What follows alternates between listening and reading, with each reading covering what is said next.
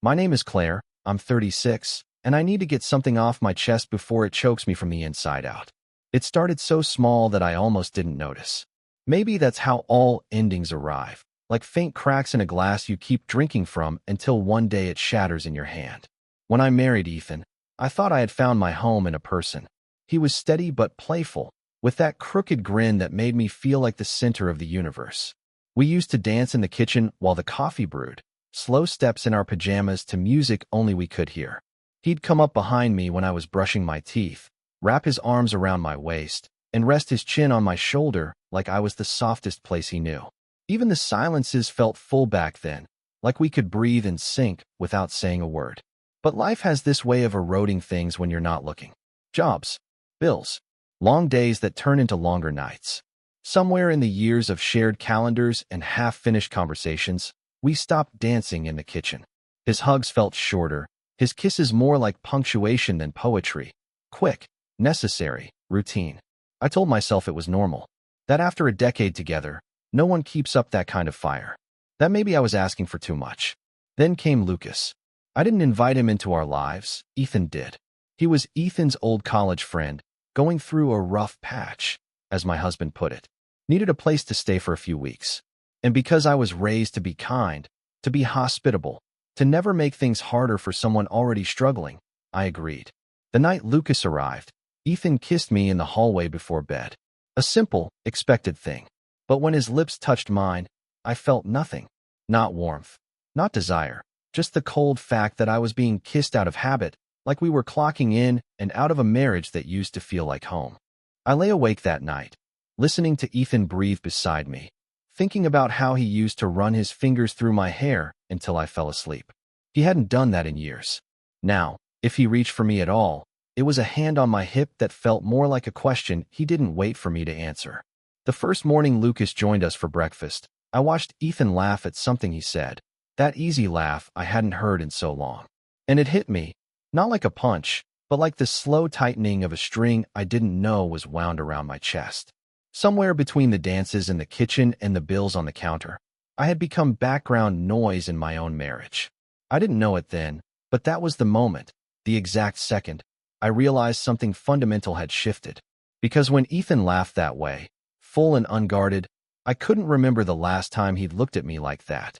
And maybe worse, I couldn't remember the last time I made him feel that way either. It's strange how the little things pile up before you even realize you're buried. At first, it was subtle. Lucas would help me carry groceries in from the car while Ethan worked late. He'd ask about my day in a way that felt present, like he was actually listening, not half scrolling on his phone, nodding at the right moments. I didn't think much of it. Honestly, I think I liked the company. But soon, Ethan stopped asking. About my day? About me. One evening, I tried to kiss him while he was making dinner, just a soft, quick thing on the side of his mouth. He didn't turn toward me. He didn't even pause. It was small, stupid, but it stayed with me. Because Ethan used to kiss me back like he was falling every single time. Now, when we touched at all, it was mechanical. His arm around my shoulder when we watched TV felt like checking a box, not an invitation to lean in closer. When we slept, there was a space between us that hadn't always been there. I used to wake up tangled in him like ivy. Now, sometimes I'd reach out and feel only cold sheets. And then there was the night the three of us were sitting on the couch watching some forgettable movie. Ethan fell asleep halfway through, head tilted back, mouth slightly open. I laughed softly at something on screen, just a little exhale, and when I turned, Lucas was looking at me. Not staring, not obvious, but there was something in his eyes I hadn't seen in Ethan's for a long time. Warmth, attention. It was the kind of look you only notice when you're starving for it. I looked away quickly, heart beating a little too fast, like I'd been caught doing something wrong when I hadn't done anything at all.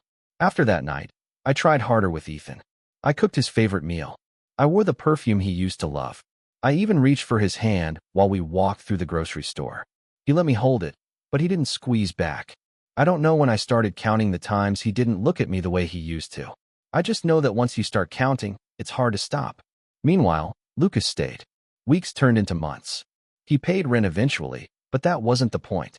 The point was he was there, always there, talking to me when Ethan wouldn't, noticing things Ethan didn't.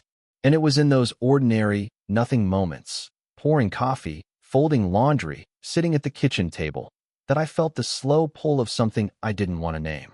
Because I was married. Because I loved my husband. Because this wasn't supposed to happen. But deep down, I already knew something had cracked wide open between Ethan and me. I just didn't know yet how far it would all break. I think I knew before I admitted it to myself. That's how betrayal usually works, doesn't it? It seeps in like water through hairline cracks. So slowly you convince yourself the walls are still solid, until one day they collapse.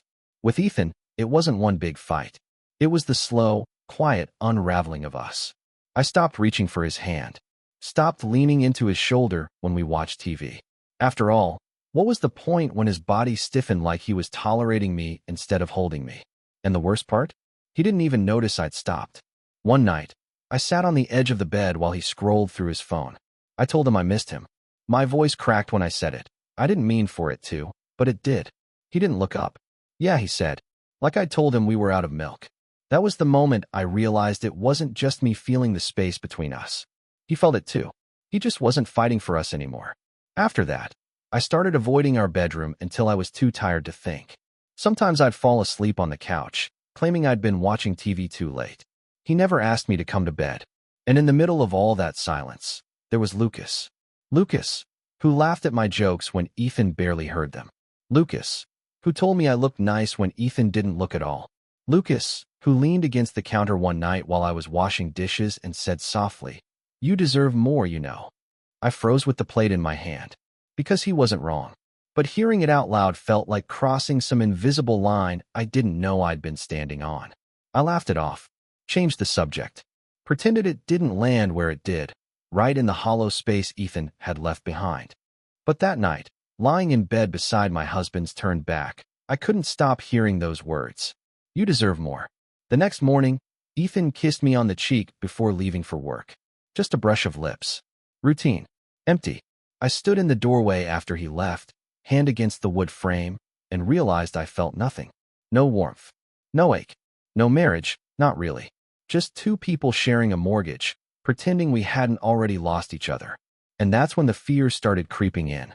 Not fear of losing Ethan, because deep down, I knew I already had. No, the fear was for myself. For who I was becoming in the middle of all this silence. A woman who didn't recognize her own life anymore. A woman standing at the edge of something dangerous and wondering what would happen if she just fell. I don't know what I expected to happen first, the fight or the confession. Maybe I thought Ethan would finally look up one day, see me slipping through his fingers, and do something about it. Maybe I thought I'd scream, demand answers, force the two of us to stop pretending everything was fine. But the truth? The end didn't come like a thunderclap. It came like rain, slow and heavy, until everything was soaked through. It started on a Tuesday night.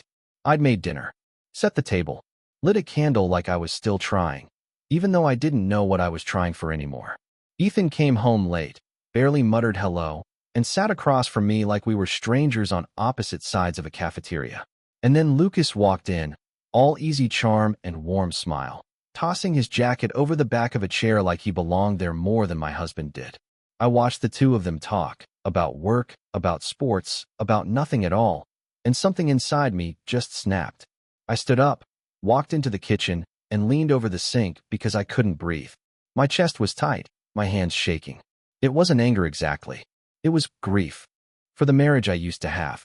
For the man Ethan used to be. For the woman I used to be with him. I didn't cry loudly. I didn't throw anything. I just stood there with tears sliding down my face, silent and steady, like I was finally admitting to myself that this was over long before I wanted to believe it.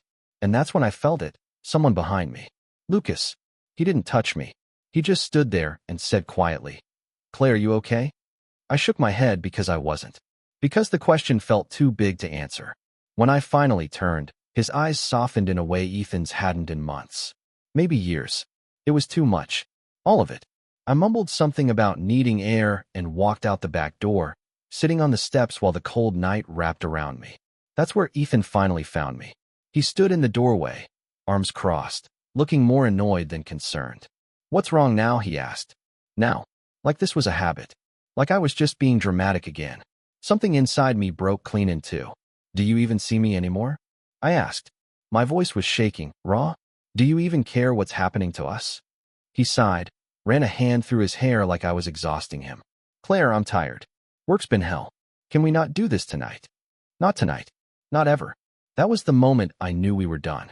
Not because of yelling or cheating or betrayal, but because when I reached for him with everything breaking inside me, he turned away.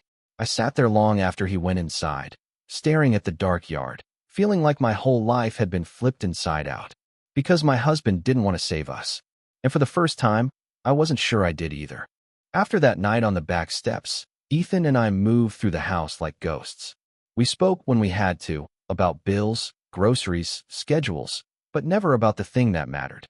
The thing that was splintering us apart. It was strange. There was no big blow-up. No confrontation. Just this widening silence, like the space between two tectonic plates slowly drifting away from each other. I stopped setting the table for him. He stopped kissing me goodbye. We slept in the same bed, but the distance between our bodies was an ocean neither of us was willing to cross. And in that silence, Lucas filled the air without even trying. He wasn't loud about it. He didn't flirt or push or do anything you could point to and call inappropriate. He was just there, present in a way Ethan wasn't anymore. One evening, we were both in the kitchen. I was washing dishes. He was drying them. The hum of the dishwasher filled the air, and it felt almost domestic, too domestic. Like we were the married ones, not Ethan and me. At one point, our hands brushed when I passed him a plate. It was nothing. It was everything. I pulled my hand back like I'd touched a flame. He didn't say anything, but his jaw tightened, and for the first time, I wondered if he felt the same electric undercurrent buzzing through the room. I hated myself a little for noticing. I hated Ethan a little more for making it so easy. Because he didn't see me anymore. Not the way he used to.